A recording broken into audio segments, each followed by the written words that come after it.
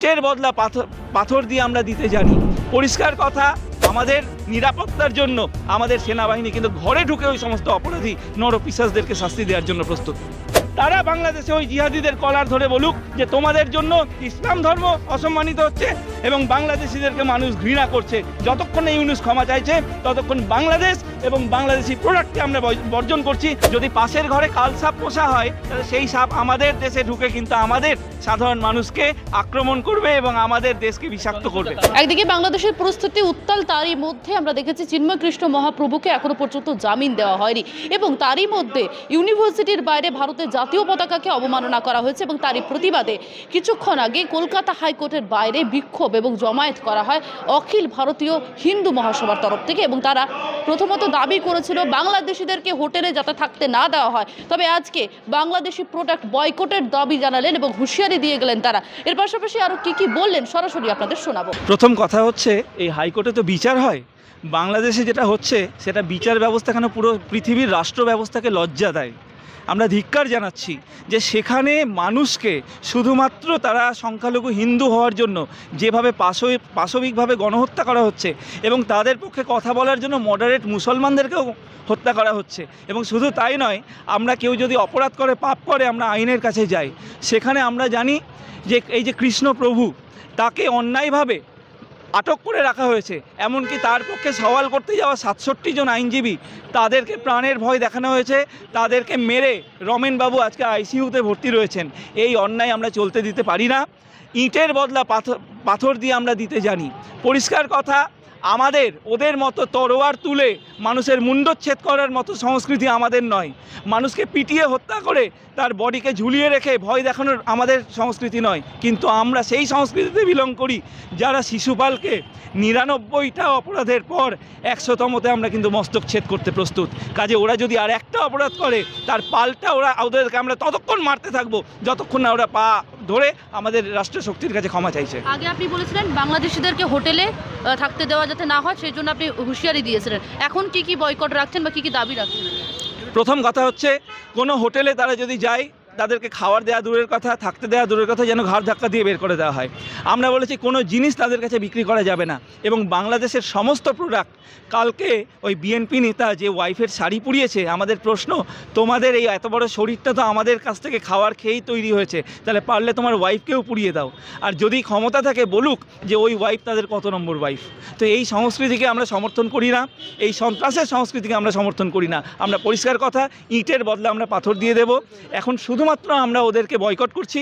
আগামী দিনে আমাদের মাননীয় মুখ্যমন্ত্রী যেমন বলেছে, যদি এই অত্যাচার চলতে থাকে, আমাদের স্থির বিশ্বাস নরেন্দ্র মোদী বাবু, যেমন পাকিস্তানে সার্জিক্যাল অ্যাটাক হয়েছে, ওরা আমাদের চিকেন নেককে টাচ করতে চাইছে, ওরা ডিস্টার্ব করতে চাইছে চিকেন নেককে, আমরা কিন্তু ওই চিকেনের মতো অবস্থা ওদেরকে করব।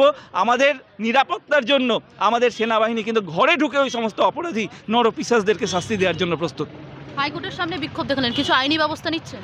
আমার আইনজীবী বন্ধু রয়েছেন, তিনি বলছেন আমরা মূলত, আমি ওনাকে দিচ্ছি দীনেশবাবুকে, আমরা মূলত ইন্টারন্যাশনাল ফোরামে আমরা কমপ্লেন করতে যাচ্ছি, কারণ এখানে মানবতা যেভাবে লঙ্ঘিত হয়েছে সেটা আমরা কোনোভাবে অ্যালাউ করতে পারি না। বাকি আমার সহযোদ্ধা আইনজীবী বন্ধু বলবে। ইতিমধ্যেই ভারত সহ ভারতের প্রতিবেশী বিভিন্ন দেশেও আদালতগুলোতে বিক্ষোভ শুরু হয়েছে। সাধারণ আইনজীবীরা তারা প্রতিবাদ করেছেন, তারা বিক্ষোভে সামিল হচ্ছেন। এই কারণে বাংলাদেশের বিচার ব্যবস্থাকে ভুলুণ্ঠিত করে বা আইনি ব্যবস্থাকে পর্যুদস্ত করে সেখানে জঙ্গলরাজ কায়েম করা হয়েছে, সেখানে মানবাধিকার লঙ্ঘিত হচ্ছে প্রতিটি দিন, প্রতিটি পদক্ষেপে। সাধারণ নরনারী তো দূরের কথা, আবাল বৃদ্ধ বনিতা শিশুরা পর্যন্ত অপহৃত হচ্ছে, গণধর্ষণের শিকার হচ্ছে, ঘরবাড়ি জ্বালিয়ে দেওয়া হচ্ছে, তাদের থেকে খাদ্যদ্রব্য কেড়ে নেওয়া হচ্ছে। নিরন্ন বুভুক্ষ জনতা এখন রাস্তায় রাস্তায় ঘুরছে শুধুমাত্র সংখ্যালঘু হওয়ার কারণে। এটি মানবাধিকার লঙ্ঘন যে হচ্ছে, এই মানবাধিকার লঙ্ঘন আন্তর্জাতিক মানবাধিকার আইনের পরিপন্থী।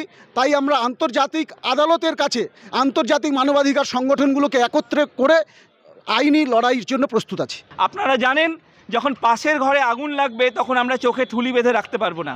যদি পাশের ঘরে কাল সাপ পোষা হয় তাহলে সেই সাপ আমাদের দেশে ঢুকে কিন্তু আমাদের সাধারণ মানুষকে আক্রমণ করবে এবং আমাদের দেশকে বিষাক্ত করবে।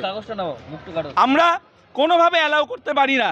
আজকে যেভাবে বাংলাদেশে সনাতনী জাতীয়তাবাদী হিন্দুদেরকে এবং মডারেট মুসলমানদেরকে খুন করা হচ্ছে, যেভাবে আপনার কৃষ্ণ প্রভুকে অন্যায় এখানে বন্দি করে রাখা হয়েছে এবং তার যিনি আইনজীবী রমেনবাবু তাকে পর্যন্ত আজকে পিটিয়ে আইসিইউতে ভর্তি করে দেওয়া হয়েছে। আমরা প্রথম বার্তা দিয়েছি যে কোনো বাংলাদেশি যারা ট্রিটমেন্ট করতে আসবে তাদেরকে কোনো হোটেলে যেন খেতে না দেওয়া হয়, কোনো জিনিস যেন তাদের কাছে বিক্রি না করা হয়, এবং হোটেল বা কোনো ঘরে যদি আশ্রয় চায়, ভাড়া নিতে চায়, ঘাড় ধাক্কা দিয়ে তাড়িয়ে দিতে হবে। যতক্ষণ না ইউনিস ওই আমাদের ভারতের জাতীয় পতাকা, যাকে ওরা পাপোশ হিসেবে ব্যবহার করেছে, মাথায় তুলে যতক্ষণ না ক্ষমা চাইছে, ততক্ষণ আমরা বাংলাদেশ এবং বাংলাদেশিদেরকে বয়কট করব।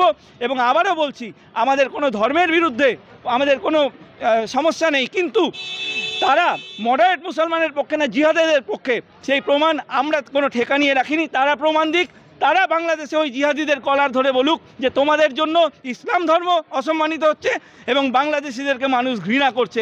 যতক্ষণ এই ইউনুস ক্ষমা চাইছে ততক্ষণ বাংলাদেশ এবং বাংলাদেশি প্রোডাক্টকে আমরা বর্জন করছি, আমরা বয়কট করছি। জয় হিন্দ, জয় ভারত। আর আছে ওদের যা পেটে রুটি দিচ্ছে, ওরাও অধর্মী আছে। তো আমরা সবাইকে অ্যাপিল করছি কি বাংলাদেশকে ফিনান্সিয়ালিও বয়কট করুন, কোনো ইম্পোর্টস যেন না হয় বাংলাদেশ থেকে। জয় হিন্দ, জয় ভারত। বাংলাদেশ থেকে আসা সমস্ত মানুষ চিকিৎসা হতে এলেও যেন জেএনডব্লিউ যে পদক্ষেপটা নিয়েছে সমস্ত ভারতবর্ষে সেই রকম পদক্ষেপ নেওয়া হয়।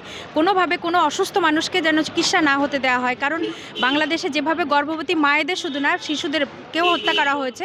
তো তারা চিকিৎসা হতে এলে তাদেরকে যেন পাল্টা ফেরত দেওয়া হয়। বাংলা হান্টের আরও খবর দেখতে নজর রাখুন। বাংলা খবর মানেই বাংলা হান্ট।